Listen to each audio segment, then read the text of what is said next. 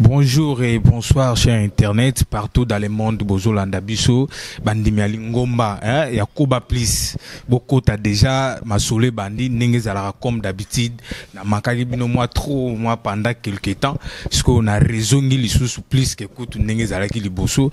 Et merci aussi à mon frère Fabrice Ngoma depuis États-Unis et merci aussi à Rit Mutombo depuis France, yo yebika ndenge masolé zalaka donc tozo zela quoi. Et merci à Patrick le grand drummer wa simi ba drummer nyo surtout ya changu après Kakol Seguin eza wana Patrick des fois temta simbi changu mobima na drum et lelo to memeli bino ba sango comme d'habitude ndenge zalaka kaka to yambeli bino invité moko lelo bozo yeba bozo découvrir aza tokolo ba repana biso ya sika o to lambi et c'est beli déjà lelo tozo découvrir lelo to recevoir le frère Plamedi oyo azana biso abandi carrière na ye sika asali nzembo moko ya kitoko vraiment oyo soki toyoki yango biso nyonso lokumu ezongaka epai ya tata frère Plamedi. Bonjour. Bonjour, bonjour. Bonne santé. Ouais, santé bien, papa Nangaïf, papa Martin. Zambe azoba telabiso malembe voilà. Ok, nzamba azoba tela nzamba azosunga. Et merci aussi à pasteur JC Mananga motona nzambe ya solo donc batela bana papa oyo bana yo yebika ndenge zalaka. Le frère Plamedi lelo oyo sali obandi carrière na yo ndenge zalaka ndenge batunyo surtout ba banda carrière lelo yo au comité na niveau ya kosala pe single na yo toni to yeba la lobana na batu nyonso to bazolanda yo bandimi na biso ya Yakoba please o to bengaka frère Plamedi au bandi musique wa. Bon, histoire vraiment est tellement moulaï parce que si je commence à relater je biso temps ebelé mais on mukuse na roloba musique na nga na bandi yango na Ekodim. J'ai commencé à chanter na église Foi des Vainqueurs, et pas apôtre J.C. Mananga que je salue à passant. Et Malembe, j'avais eu encore des gens au bas que soutenir ngai comme frère Brunel, basé belé bande que belé au bas que soutenir ngai. Mais pour que na ça la résumé nango musique nanga vraiment na banyango na kati à église. J'ai appris à chanter dans l'église Foi des Vainqueurs, voilà. Le frère Awa après ko la musique lelo oyo ondimi omibota mbuma ya musique ozala flui moko ya musique et lelo oyo par rapport ya carrière na yo ndengo bandi na ndenge ozo kendele et nani oya motiva yo nani oya pesa yo courage ke okoma musicien parce que batu nyonso tout ba yemba na be kodim même biso nyonso tout oleka na be kodim batu tout et Moutounion surtout est à joie idée ou pas idée mais il mange qui a s'inspiré dans la musique moko tona comme un musicien mais nani a s'inspiré pour na comme le musicien. Ben oui Moutounion surtout azarana moi mateur na ye azarana muto a pesa ya puis nga vraiment muto inspirant nga makasi ya olukana yemba c'était le pasteur Moïse Mbiye. Il est vraiment Moutali Bosso yo apesa nga igu ya oyemba. Après par là j'ai encore écouté un grand homme et paix à son âme papa Lemouloto et naïro yoka papa Michel Bakenda mena rolo ba muto apesa nga igu moi eloko wana et matanga na mutema c'était le pasteur Moïse Mbiye de l'église Cité Bethel, voilà. Est-ce que sokutana déjà na pasteur Moïse Mbiye boye pour que un cadre yo pe li susu ndenge asala ni na yepe wa cadre ba jeune to au monde na keka de loin? Ben non mais je pense que une fois na sala changement Dieu m'avait parlé na kendo kutana na ye mais demain j'ai pas eu l'occasion yo ebi batwanande bazalara bazaba tout monde c'est pas facile à remonter na ye et na mona ye te boy en face que to so la na ye mais je pense que un jour nous avons eu l'occasion de Tananaye, tout sur l'anaïe, je crois ça. Mais dans mon aïe que tous attendent sur l'anaïe sur rien. Non, pas encore. Ok. Est-ce que Tokoro joue vocal moko ou chanson moko plutôt ya pasteur Moïse ou c'est pelisa yo vraiment ou motiva les sous pour na kozala musicien ou yo komi lelo?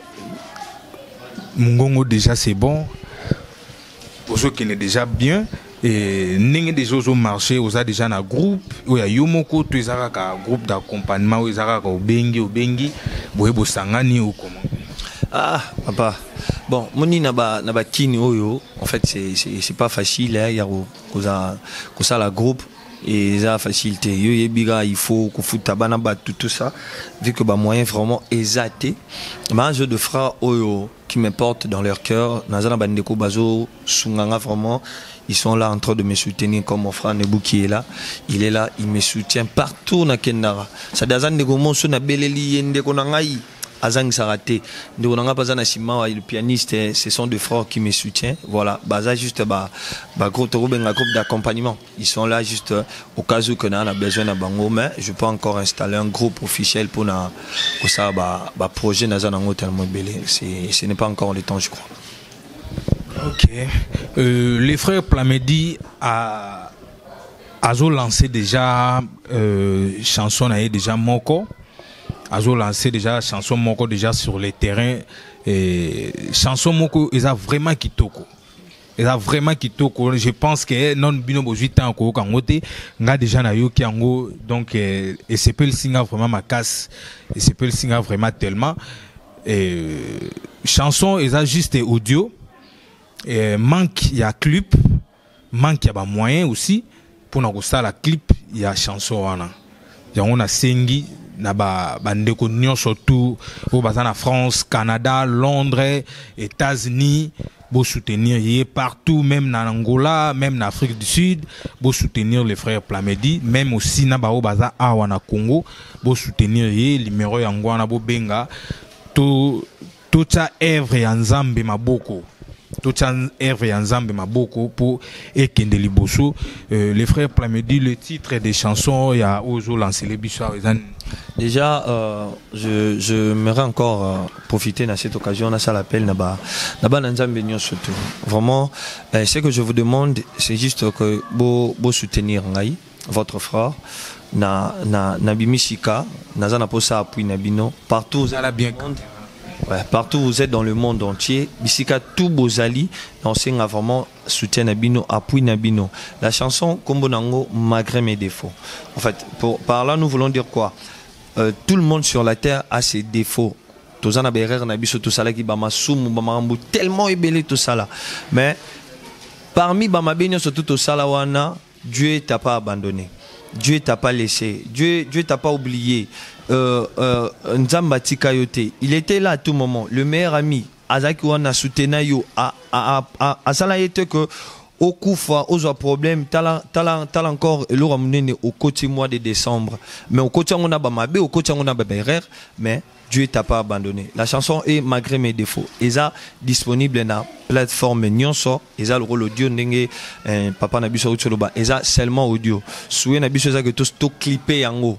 Mais manque de moyens, on peut pas clipper ça maintenant. Mais aussi on a bandeko Nyonso surtout basé dans grand cœur. Oh ba sungara musala nzambi. Oh ba sungara, ça dit bo sungara ba pasteur bo sunga pe biso ba jeune frère. On a besoin de vous. Bo la peine na canabiso, ça nous fera énormément du bien. Titre Nzemboza malgré mes défauts, ils sont disponibles na plateforme surtout, ils ont na chaîne YouTube na biso soko komi le vrai adorateur au mona frère Plamedi Obimawana du coup au mona directement chanson zawana ceux qui au lingo s'abonner na chaîne YouTube na biso le vrai adorateur ou OK na site à téléchargement nyoso ozwango tu viens na katia TikTok au komi frère Plamedi. Ça dit comment surtout mon kobosa na ma frère Plamedi so komika frère Plamedi au monde na TikTok et vous êtes disponible na ma plateforme surtout. Je vous demanderai juste de nous aider, de nous soutenir, ça nous fera énormément du bien. Voilà. Ok, les frères Plamedi toko yo kanzembu na ebi ke to ba question mususu na kati ya maloba ya nzembu wana soki toko ki ko landango vraiment to pesi yo vraiment tanto yo kanzembu wana batu mususu oyo peut-être nanu ba koti nanu koyo ka nzembo wana te eza occasion o to pesi boyo ka live na nzembo wana ninge toujours frère azo sey la biso live wana lelo. D'accord, voilà.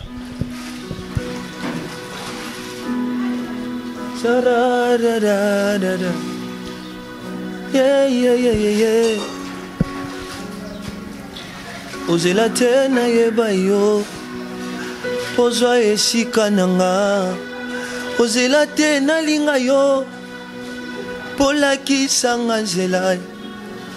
Tu as payé ma dette, tu m'as rendu la liberté.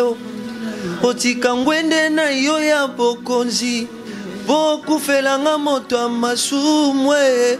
Malgré mes défauts, Jésus tu m'as pas abandonné. Oh nanana, tu as payé ma dette à la croix. Malgré mes défauts, Jésus tu m'as pas abandonné. Oh nanana, tu as payé ma dette à la croix. Nakutani na Yesu na nzela ya vina ngaye. Apeto linga na makila na ye. Alimbisi masumu na ngaye. Na change identité na koma mwana nzambe, mwana nzambe, mwana nzambe, mwana nzambe, mwana nzambe, mwana nzambe ngayawa. Mwana zalimbisa masumu na ngaye. Apetolanga na koma mosatwe. Alongolanga na lista bakufi. Emananga, malgré mes défauts, Jésus tu m'as pas abandonné. Oh nanana, tu as payé ma dette à la Yema, malgré mes caprices, Jésus tu m'as pas abandonné. Oh nanana, tu as payé ma dette à la Yema, malgré mes caprices, Jésus tu m'as pas abandonné. Oh tu as payé ma dette à la croix.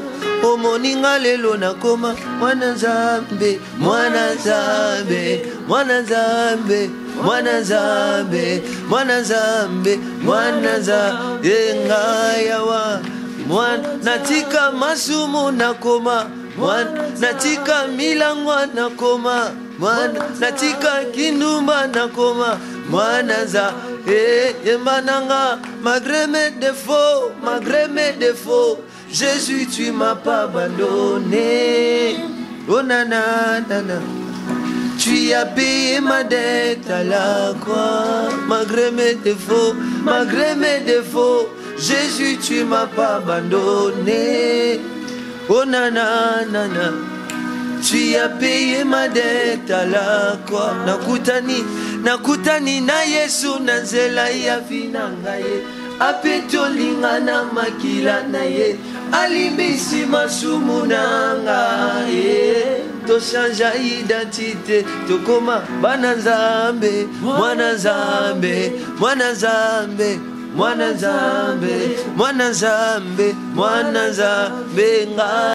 Mwana nzambe, sayibanga yi mwana nzambe, natika nazaya nzambe,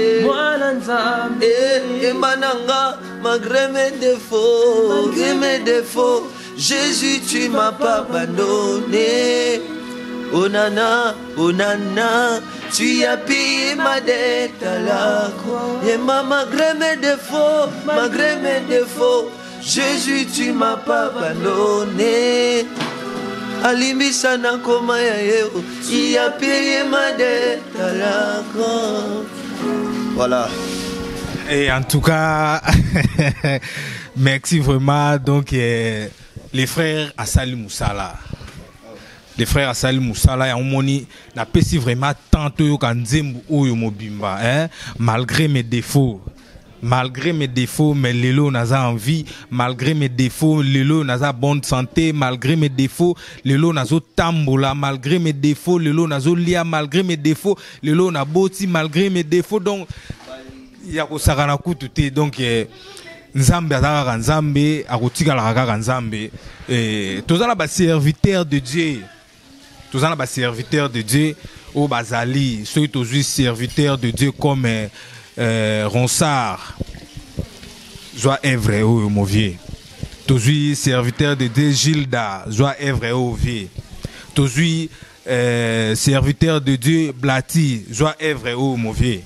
Théo serviteur de Dieu, Oyo, Yabiso Awa, notre DG Ledim, Zoa Evre Oyo, Bosunga, frère Nabiso, Tochaï Maboko, Alana besoin ça la clip, Alana besoin asilisa quelques chansons ou etikali, Azanango, na papier, Azanango na mutu, mais il faut enregistrer en haut na studio, ils ont senga kaka, ba moyen.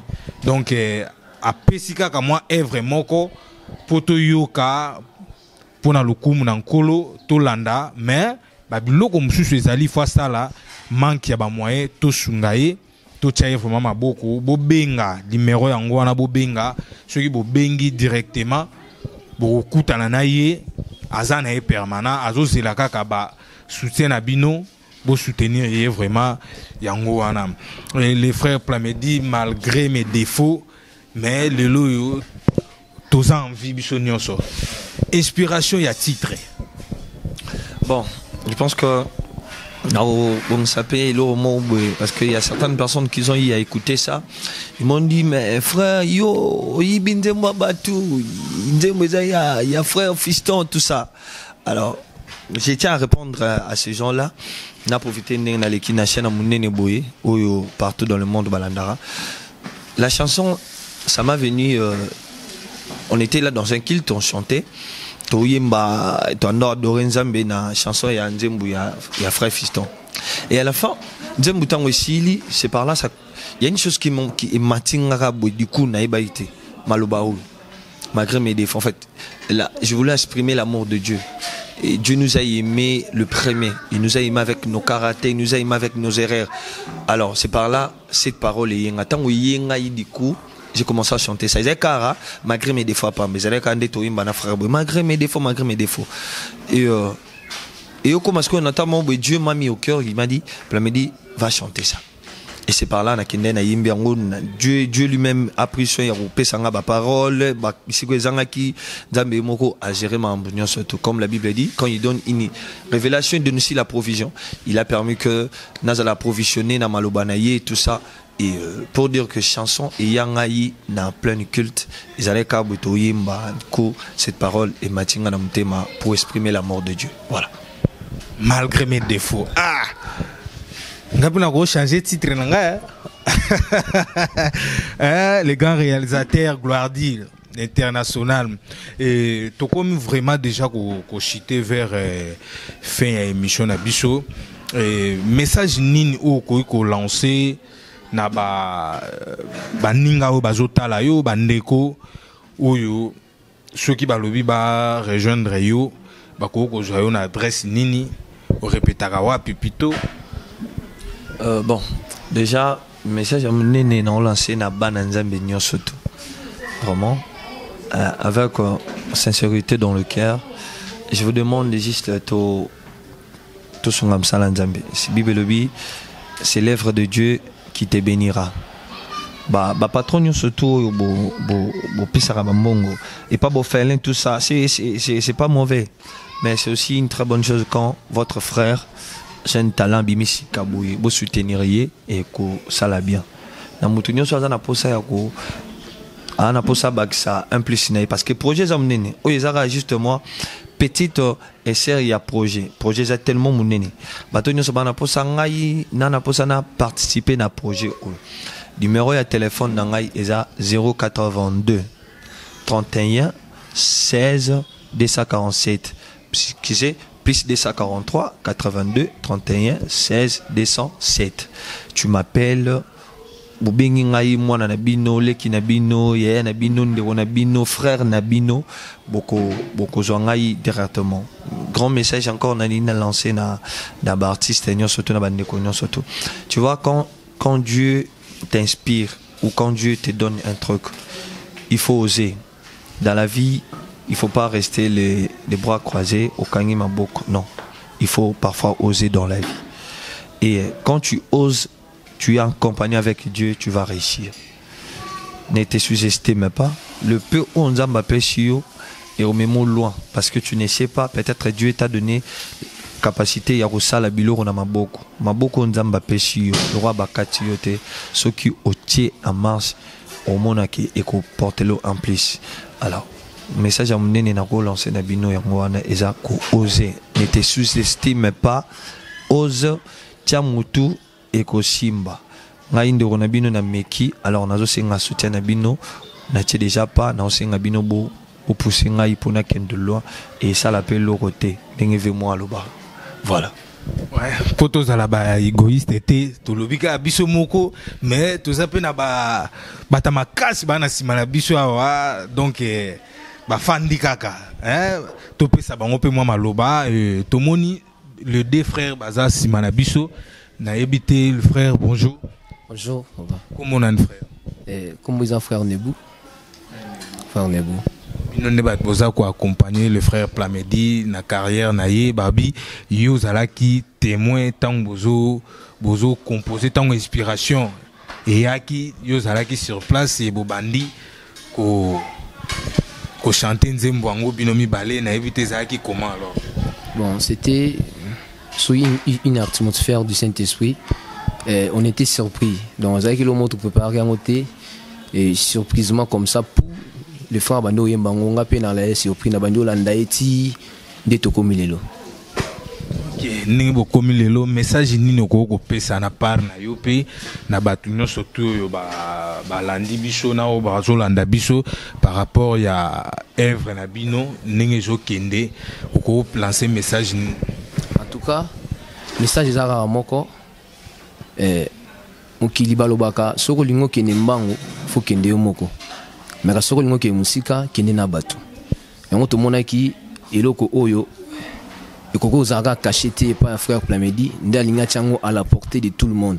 Donc vous soutenir biso vraiment et je crois que par la grâce de Dieu vous allez décider na mambo nzambo sala à travers le frère Plamedi na groupe d'accompagnement nyonso. Merci.